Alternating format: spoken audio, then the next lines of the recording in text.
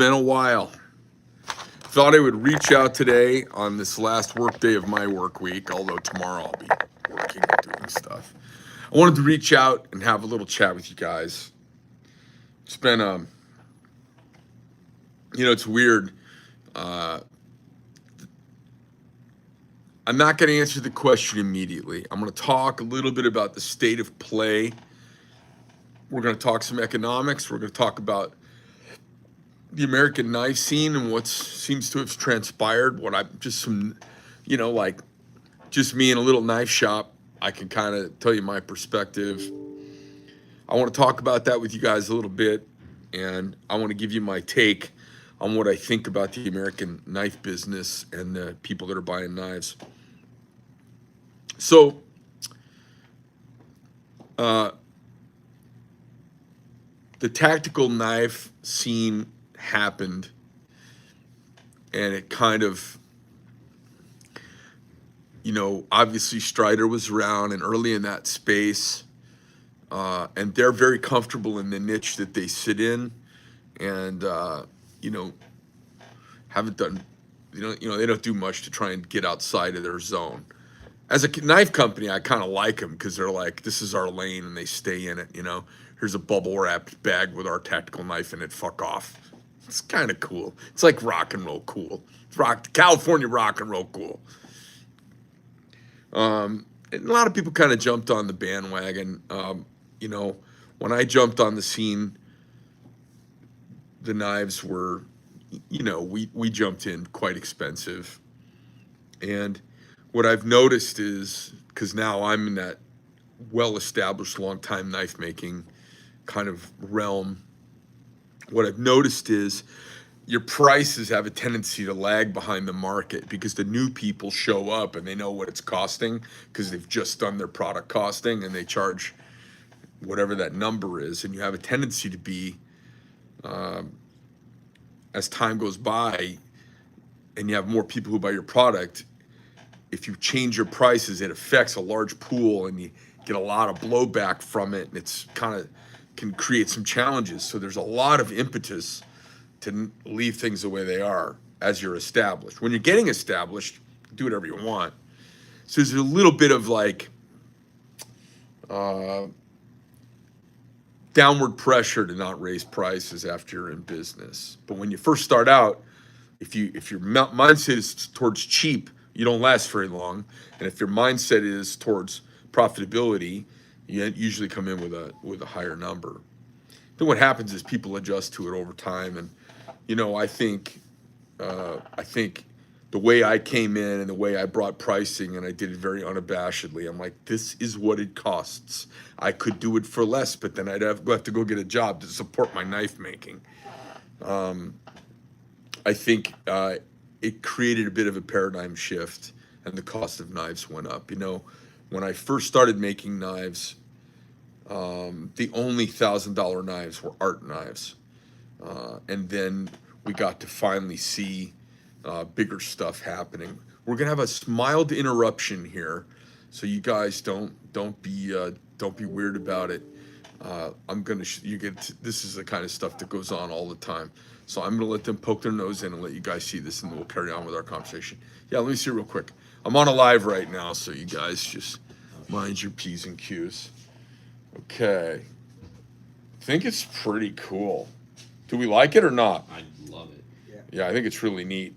I think it's a great ghosted on image. So give me that and get a handle on it, and then we can make a decision about moving forward, okay? Alan's running the handle right now, but it might take a little bit longer. Yeah, that's fine. If there's time in the day. Yeah, that's fine. I'll probably see you tomorrow or Monday. Thanks, guys. Yep. Close my door, please. Thank you. So, knife making kind of has gone through a transition, and now they're because of me charging like a fair number and getting it, and people watching the growth of my company, I kind of exploded onto the scene. It gave permission to a lot of other people to jump into the business. So this is not my ego at all talking. This is like, I've talked to a large number of the high-end big knife makers that you guys all know the names of. I've tons of them have called me up quietly on the side to ask advice and questions on how to, or what do you think, and how do you do that, and I'm super supportive. What's interesting right now is we have kind of a change, a paradigm shift that feels like it's happened. And knives, people ask me all the time, what business you in? I say, well, I'm kind of in the fashion business, but kind of man jewelry. And they're like, oh, what do you make? What kind of jewelry do you make? I'm like, well, I make knives, but I'm in the fashion business. And I remind people, hey, James, I remind people all the time that I'm in the fashion business. I remind my team all the time, we are in the fashion business. They're like, boss, you keep coming to us with all these permutations. I go, that's the business. We are bringing new stuff and catching the interest of people in the market space. So the question is the American knife scene dead? Now, I've done my own recent straw poll.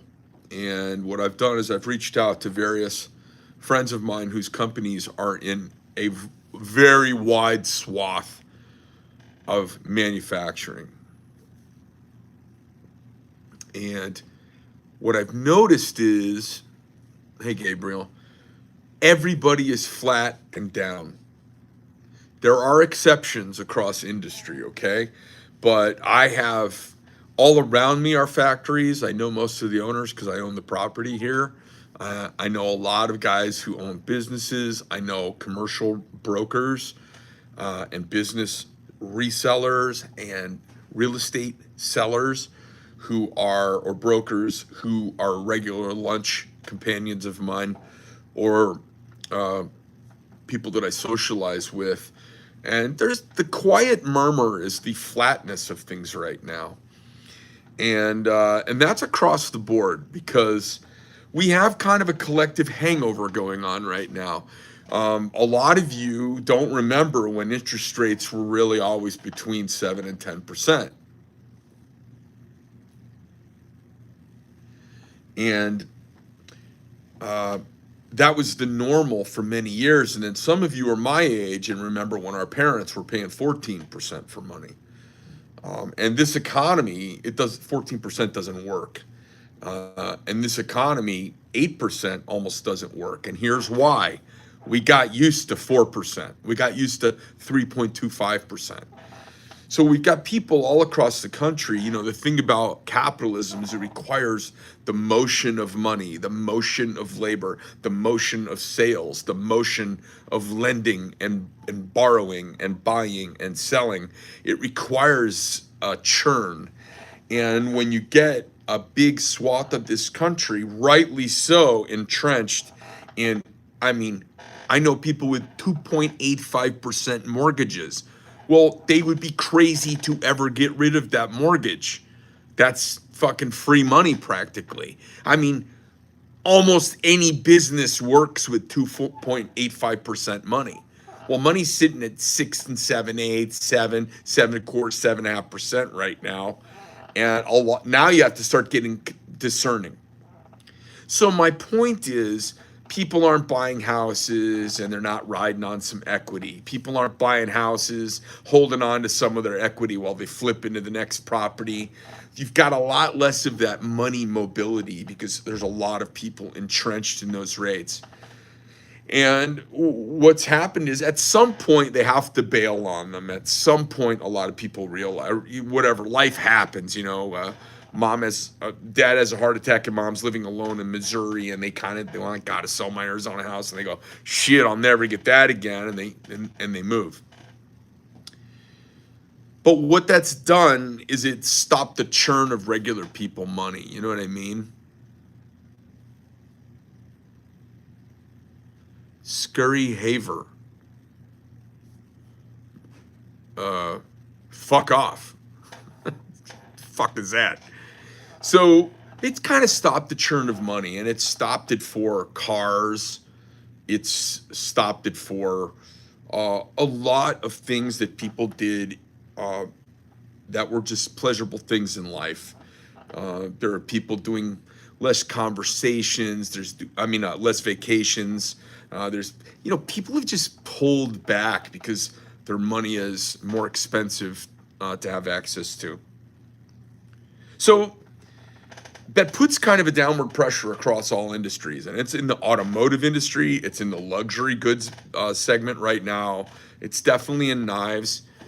And we live in a very modern, very urban society right now. Very few people live in the country, and many of the ones who live in the country aren't actually farmers and ranchers. They just live in a small town that's not urban. So, guys, I don't know who this cunt is, Scurvy Haver, but goodbye. And then how do I block this idiot from the channel? Hide user on this channel. So anyways, yeah, I just banned him. Like, I'm not, there's nobody griping or having a discussion here, for God's sake. So I've had a lot of people ask me, is it the end of high-end knives? It's the end of it. And so let me answer the question, because the question is more complicated than yes or no.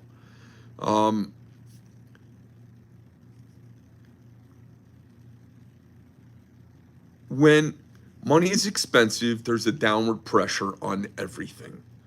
So if you look at home inventories, they've gone up all over the country. When we look at new car floored lot inventories, all over the country, heavy inventory. The economy is not freed up yet. The Trump administration is doing amazing things that have a very long-term impact, and it's the way we should be going. But food prices haven't come down that much. A lot of us are very meat-centric. Meat has gone up incredibly. And so all of those problems aren't, these take time for this kind of like settle out over time, and we've got to wait for people to step in and get competitive on price, because people have been really, being competitive with quality and trying to get top tier money for everything. Once everybody's doing that, there's going to be a price war that goes on. It's just the kind of ebb and flow of capitalism. So folks say, are high-end knives, American-made knives, dead? And they say Gen Y and Gen Z don't care about the personal connection to knives that most of the Gen Xers do.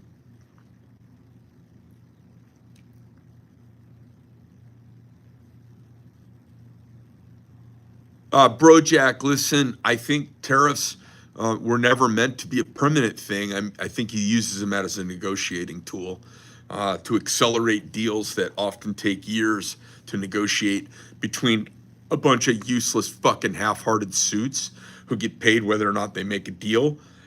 And he cuts, he's cutting a deal every 3 days, a deal a week, 2 a day, and he's doing it with the leverage of tariffs. I don't think he really wants a leverage-centric world. So anyway, I think that, like you put the squeeze on somebody until you get a reasonable accommodation, and then you take the squeeze off of them. I don't think it's anything bad with that. So in any case, when you look at the knife landscape, what's happened is you have a lot of youngsters who popped into it. And honestly, like a lot of people say, it's great to have young people involved in knives. And I believe that as well. But I also think there's a lot of young people are faddish and they're fickle and they're quick to come and they're quick to go. And I'm okay with them not being around. He didn't completely remove tariffs on China, Brojack. China has a lot of tariffs. What he said was, I'm not going to put an additional 100% if you keep the supply chain of rare earth metals going. And in order to get them to capitulate, which he did get them to, they completely folded. The reason they did is because he went over to Asia and cut deals in Cambodia. He cut deals with Japan. He cut deals in South Korea. And all of those rare earth access markets put pressure on China to not withhold, because that basically in the long run says, we don't need you. So cut a deal. Let's do business. You remember, he announced an additional 100% tariffs last week when they started pulling out and basically saying there was going to be a prohibition on rare earths. And he said, oh, okay. He got on an airplane. He cut rare earths deals all over the Pacific Rim, then met with China just yesterday, and then cut a deal. So that's actually what happened. So just, maybe get more informed. Don't go jumping in like that quite yet. Read a little bit. And what he did is he shored up the surrounding countries to partner with us, and then said, hey, I got a lot of options, knock it off. And I didn't want to put the 100% tariff last week. We'll pull that off. Let's make a deal. And he played let's make a deal. And it looks like got a deal. Now, getting those dirty, rotten, thieving fucking commies to follow through on it, that's the whole other thing. And you know what it takes? It takes as big a balls as it takes to make a deal, it takes to keep a deal. So you got to put the screws to them, because the Chinese don't follow through on a contract to save their life. The only line they see is the one that's in front of their eyes. The one they sign at the bottom, Okay, so back to our knife discussion. With all these young people comes kind of a fickleness to the industry. And they don't wear belts. They wear their pants down low. They wear them out of light material because they're not working class. They're kind of soft. I actually don't like the young people very much. I find them mostly lazy, mostly entitled. I find them not stepping up. You wonder why all these women aren't marrying anybody. Well, there's two reasons. The women are, a very large number of them are fucking castrating feminists, and the guys are a bunch of beta feminist, soy boy byproducts of the lost America. And so I actually don't want Gen Y and Gen Z terribly involved in my knives, and I don't want them in my industry, quite frankly. I like men who've felled trees and their boots are scuffed and their trucks have got dents on them, and that's the guys I want to do business with. And then what happens is these guys break down at some point, and if maybe their first marriage they don't get it right, maybe they get it right in their second marriage. You see these guys start finding and they're clawing for masculinity. They're clawing for adventure. Like you see all these things on social media. They want to go on these amazing motorcycle rides and horseback rides, and they want to go round up cattle, and they want to jump off buildings. They're trying to find their manhood. Now, we used to find our manhood when we were 8. We would find it, yeah, there's a Nick, love it. I mean, I didn't say everybody, but like in general, it's an overeducated, underworked group of people. And I would rather have an undereducated, overworked group of people. They're like salt of the earth type creatures. But men used to find themselves when we were 6. There'd be a pack of us on our bicycles. We were like a gang. We were like a motorcycle gang on our red lines and our mongooses. And we'd be like, somebody had some M80s, and maybe somebody took their dad's gun out. I grew up in Arizona, so it was pretty uncivilized. We'd be on horses, and or maybe we'd be on motorcycles. Maybe we'd be on borrowed horses. That was even crazier. So you got to kind of find your manhood. When I went in the Marine Corps, I didn't find my manhood in the Marine Corps. They just channeled me in what I was doing when I was 8. We were shooting street signs and like blowing stuff up with M80s, and God forbid if somebody had a fucking stick of dynamite, we would have blown that shit up in 2 seconds. We were catching snakes, and we were catching animals, and we were taunting. And so we were finding our manhood before the street lights turned on, because you had to be fucking home or your mom would beat the manhood off you. And then we kind of like went to work. We were on working.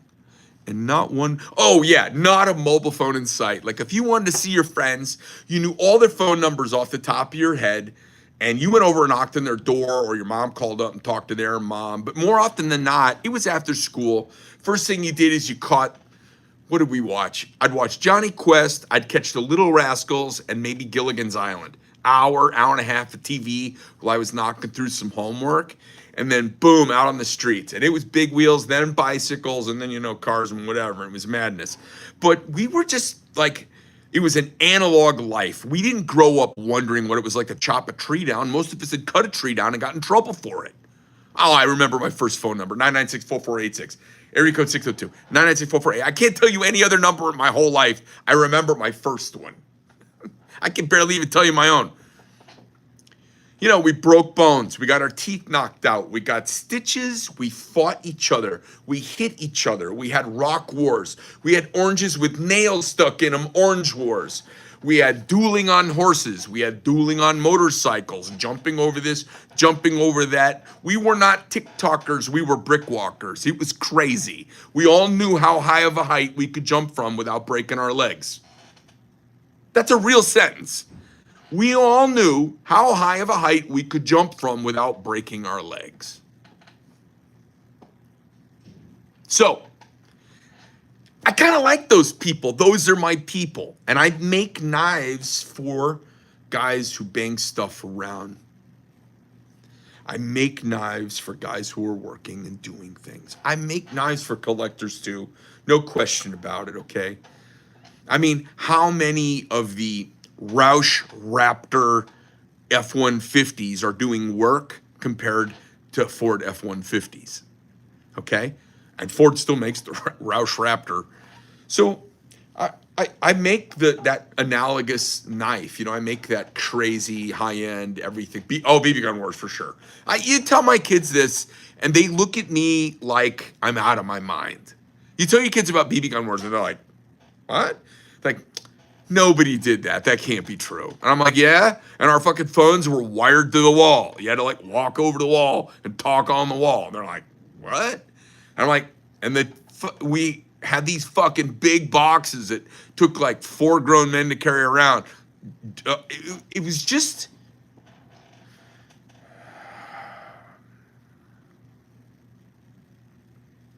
Do you know what we are?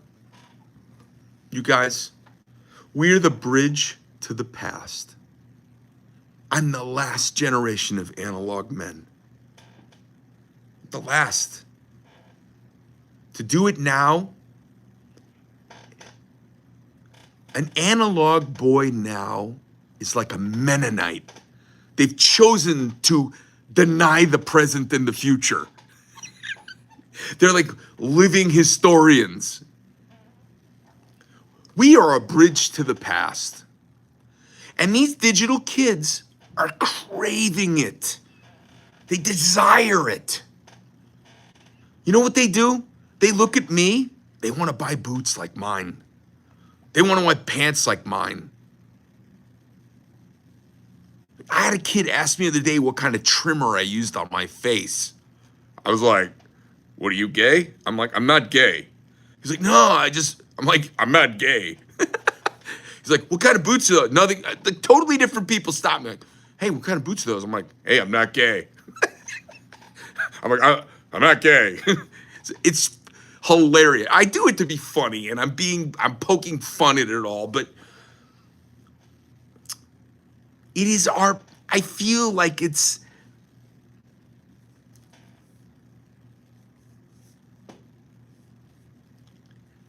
I feel like we're a bridge to the past. I feel like Uzi, the Iceman. We are Uzi the Iceman, that guy they found up there in the Italian Alps. We are Uzi the Iceman.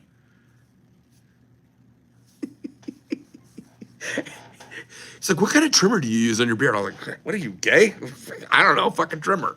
I think it says blonde on the side, pronounced with the German accent. So these youngsters, they do not crave relationships yet. They don't get it. They're clinging on to all this stuff. They like the affectations. They roll up their jeans a little bit. They like the fucking lumberjack boots. They like, all these crazy retro vehicles. They're trying to be like us. They're just trying to be like us. You know why? Because we are the coolest they've ever known. Do you know who's cooler than us? The World War II generation. They are fucking cooler than us. Do you know who's cooler than them? The Civil War, the World War I generation. They were fucking cool. Those guys motherfucking killed each other with their bare fucking hands in the most brutal, primitive caveman way. And they came home and had a couple of martinis and went to work and built a nation. And do you know who was cooler than them? The guys at Pickett's Charge who ran into fucking cannon fire to kill each other. They were cooler and tougher. And right now, the entire youthful generation, they get to look to us. We are the coolest they're ever gonna know. We jumped off houses with a blanket tied to 4 strings. We crashed our motorcycles and got up and kept riding them and thought it was awesome with chipped teeth. I wore a baseball helmet as a big safety measure to ride my Toyota MR50 when I first started riding cycles. We are the analogist, fucking do-it-by-handist, practically raised by the fucking radio and Casey Kasem Stop 40 Countdown. We are the last of the OG humans.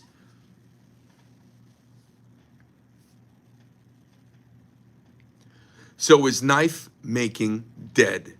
It is not. Knife making is just like the Porsche 911. It's in a slump right now because the economies of the Western world are constrained. And they are being quickly opened up, and I believe we're gonna have a boom period that's gigantic. So hold your fucking horses. Be ready for it, it's coming. Once they find out that boots don't make them a lumberjack, and they find out that a cool cycle jacket doesn't make you a biker, and they find out that a pocket knife doesn't make you a man, you know what they want then? And I'm telling you, it's coming, and it already is. I can feel it.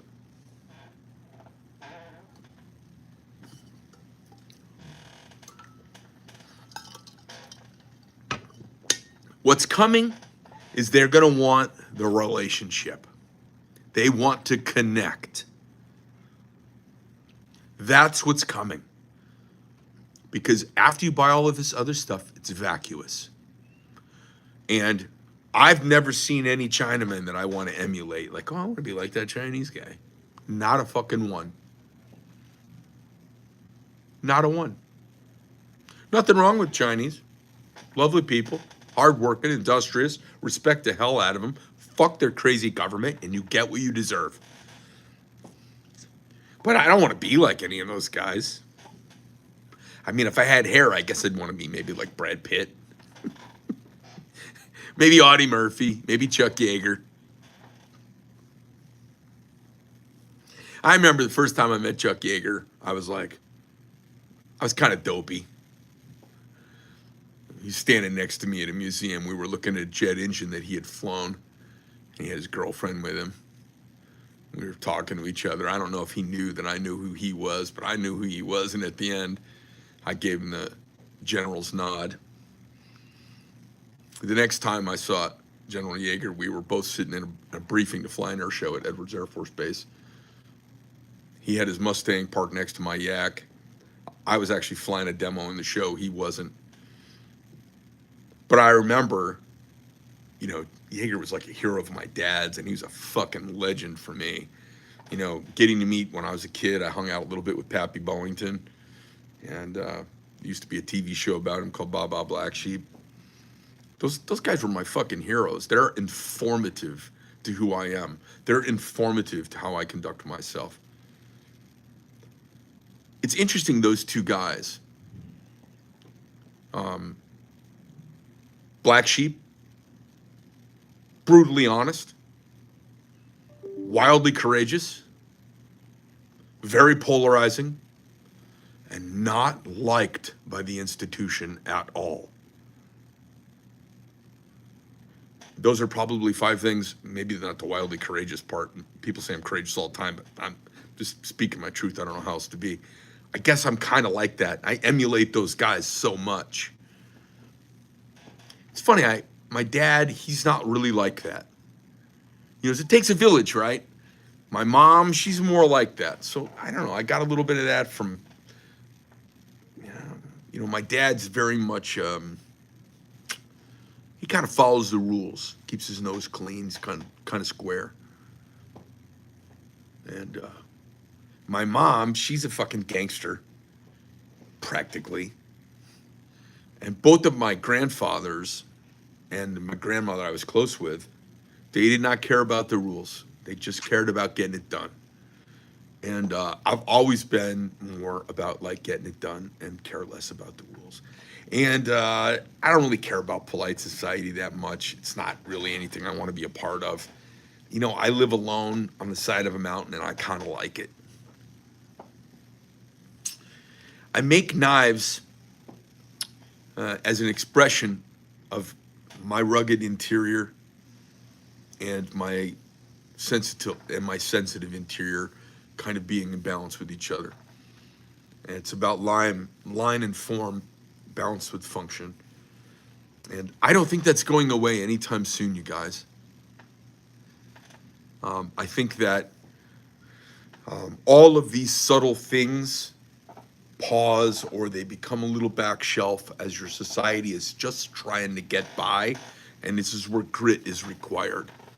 And I think you knuckle down and you get through it. You pop out on the other side. And these young people are going to find the things that matter to them in their life. And they're going to find out it's other people. They're going to find out it's not these apps, it's not swiping, it's not technology. Those are all beautiful tools to elevate a very human existence, hopefully. And they're going to want the conversations, the connections, the personality, the humility, and the connection of the thing that they hold. If you go out, I have seen people who bought a pair of boots at like a secondhand store or at a garage sale. And I'll stop them and go, those boots are awesome. Where did you get those boots? And I'm like, oh my God, those are, that's a pair of Allen Edmonds boots from World War II. Where did you get those boots? And they're like, oh, I don't know, I got them at a tag sale. And I'm like, oh my God, they don't even know what kind of boots they're wearing, When you know about some of these nicer things, it would be like somebody driving a Porsche that grandpa gave him. And they're like, yeah, it's my car. And they fucking tie shit on the top of it and scratch it all up. Oh my God. They don't know what they don't know yet. And as they age and they start to get a little wisdom, hopefully, they'll realize how much all these relationships matter and why supporting people that elevate your community and your world is really important. And that life cannot be about the cheapest thing. Life can't just be value. It can't just be what's the cost benefit. That just can't be the paradigm by which we judge the success or the utility of something. It's got to be more than that. When you buy a knife and you carry it for years, it's going to need stuff over the years. And if you bought a knife from a company who has it made in China, the only thing you're going to do is rely on them either replacing you with a new one for free, which you'll be shocked by, or they'll say we don't support that or we don't have those anymore, or that we did that run back in 2013, we don't support, or 2023, we don't support that anymore. A really good knife. How many times have you had a great shirt or a great pair of jeans or slacks or a great pair of boots, and by the time they finally wore out and had become your favorite, you went to replace them and they didn't exist anymore? They don't make monkey boots anymore. Nope, you can't get that. Ralph Lauren doesn't make that t-shirt anymore like that. I mean, you think maybe I've had an experience or two like that? I've gotten to the point now where when I buy something, I'll buy 3 or 4 of them, and 3 of them sit in my closet. And I wear something until I go, oh my God, this is so great. I'm so glad I bought 3 extras. And then right then and there, I try and reach out and try and find some more.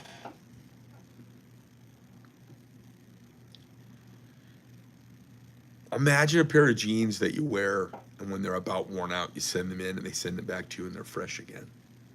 Same pair of jeans. Imagine a pair of jeans that you could wear your entire adult life, that whenever they're kind of worn out, you send them in and company that made them freshens them up and sends them back to you.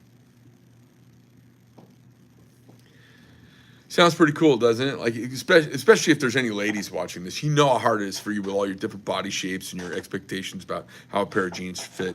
You know how hard it is to buy jeans. Imagine you get one that is just perfect, and you're like, all I have to do is send it in, and they refurbish it and send it back to me. Oh, but it's thinned out. Oh, but they've got a technique. They make it so it's good. I get it back. It's like it's almost new.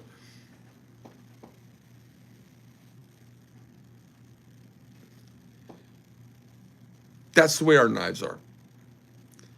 So if you care about the environment and you get a new knife every year or two, over the course of your adult life, you're going to go through 20, 30, 40 knives. It takes a lot of energy to make the parts to make one knife, whether it's a shit knife or an epic art knife. It takes a lot of energy. Better for that energy to only come from the planet one time. And you get your favorite knife back to you perfect. That's not nothing. That's not selling personality. That's being connected to someone who will take care of you for the future things you are going to want. That's the difference. So do I think American knife making is dead? Not by a fucking long shot. Do I think the kids don't know yet? Of course they don't know yet. They will, because it is wisdom. It is not an affectation of Gen X. Gen X is not the only personality-driven people on the planet. The longer you live, the more your connections matter. Gen Y and Gen Z, they just haven't lived very long yet. And the ones who have that notion about them, which I had when I was young, is because they've had good elders around them who've taught them the value of the community and the people they deal with. They've been around their grandparents in all likelihood. They're not disposable people. And what do we know about someone who likes to keep stuff forever? They'll stay your friend forever. They're that loyal friend. Even if you haven't talked in 5 years, you call up, you're caught back up like your best buddies in 5 minutes.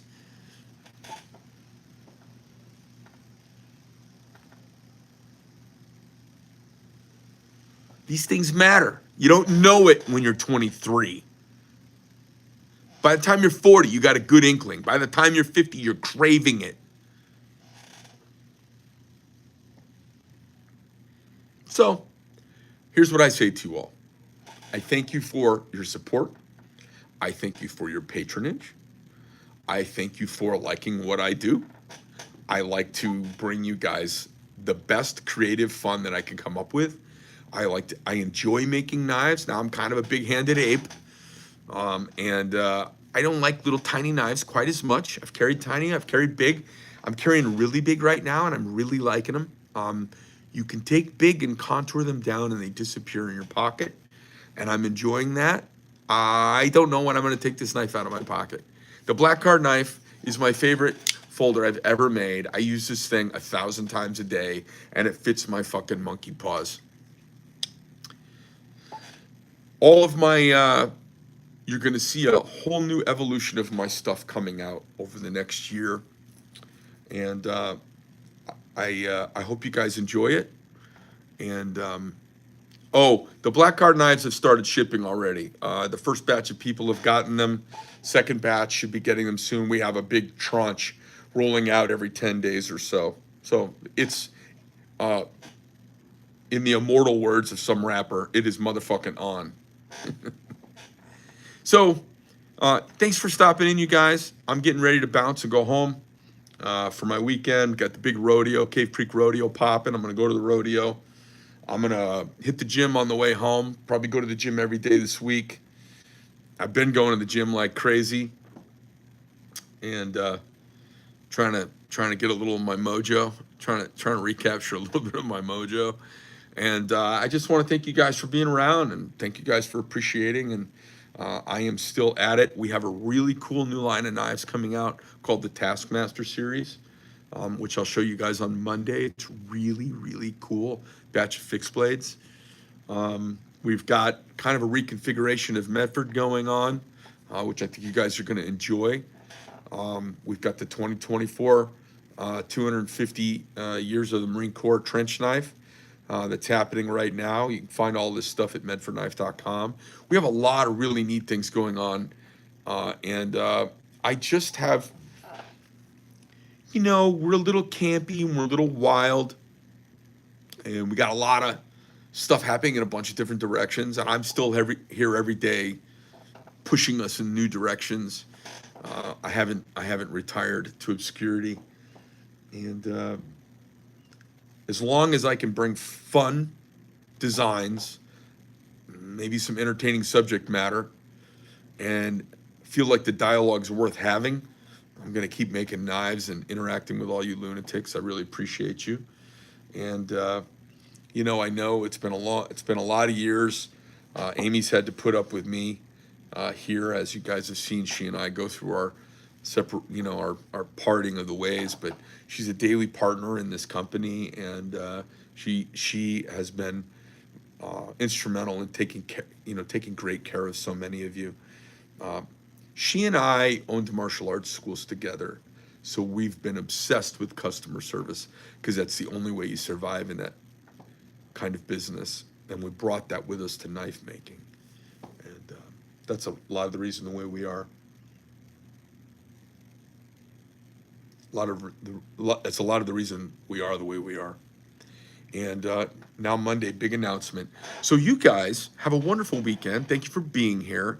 And I don't know, I think I'm gonna go listen to some Led Zeppelin and maybe some Peter Frampton.